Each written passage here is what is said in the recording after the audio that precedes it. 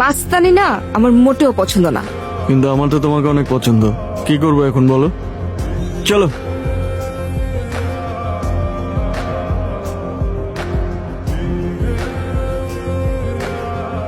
সারাদিন কোথায় ছিলি? এই তো মা, এলাকার ছেলেপেলার একটু রং টং খেলতেছিল, ওদিকে ছিলাম।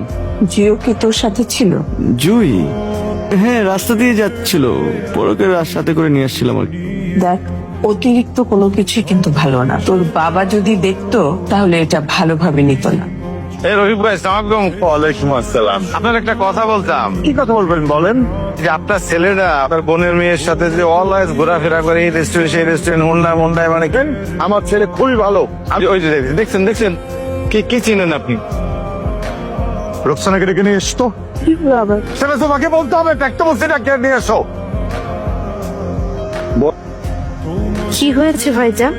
তোর আরো সম্পত্তি দরকার ছিল, সেটা আমাকে বলতি, আমি তোকে দিতাম। তাই বলে নিজের মেয়েকে আমার ছেলের গলায় ঝুলানোর ফন্দি করবি? ছি ছি ছি ছি। ভাইজান তুমি এসব কি বলছো?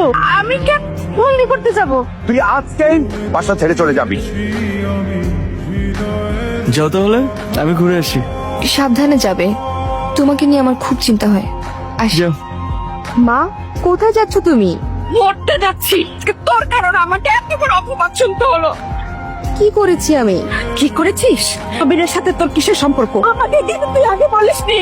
মা, আমি আবিরকে। তুমি চুপ, আর কথাও তুই বলবি না। মা, মা, কি হয়েছে? আচ্ছা জুড়ে কই? নিচের গেট তো সবসময় খোলাই থাকে। তোর ফুপু এ বাড়ি ছেড়ে চলে গেছে। তোর বাবা যাচ্ছে তাই বলে তোর ফুপুকে অপমান করে এ বাড়ি থেকে বের করে দিয়েছে। আর এই সব কিছুর জন্য তুই দায়ী। কি বলতেছে এগুলা বাবা? কি হয়েছে? তুমি ফুপুকে কি বলছো? যা বলা বলেছি, তাতে তোর কি? তুমি কাজটা মোটেও ঠিক করোনি। আই, তুই যা তো তোর ঘরে যা। দুঃখিত, কাঙ্ক্ষিত নম্বরটিতে এই মুহূর্তে সংযোগ দেওয়া সম্ভব হচ্ছে না। কিরে, কোথায় যাচ্ছিস? জুকে খুঁজতে। খুঁজতে যাচ্ছিস মানে কোথায় খুঁজবি? জানি না মা, আসি।